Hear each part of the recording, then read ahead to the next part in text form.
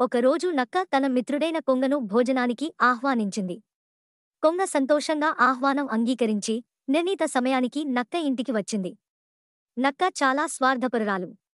కొంగ ఎక్కువ తినేస్తుందేమో అని అనుమానం వేసి, చతురంగా ఒక పథకం వేసింది. నక్క రెడీ చేసిన భోజనాన్ని చదునైన పళ్ళాల్లో తీసుకుని వచ్చింది. ఆ పళ్ళాల్లో నుంచి నక్క తేలికగా భోజనం చేయగలిగింది.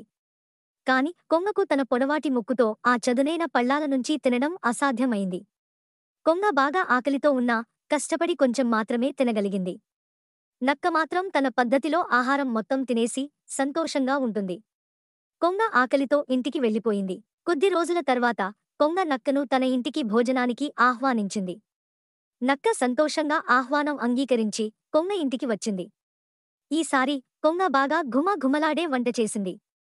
2 పొడవాటి మెడలున్న కూజాల్లో సూప్ తీసుకురావడంతో, కొంగ తన పొడవాటి ముక్కుతో సులభంగా తాగగలిగింది. కాని నక్క మాత్రం ఆ కూజాలో సూప్ తినలేక కష్టపడింది. ఆ రోజు నక్క ఆకలితో వెనుదిరగాల్సి వచ్చింది. ఈ అనుభవం ద్వారా నక్క తెలుసుకుంది.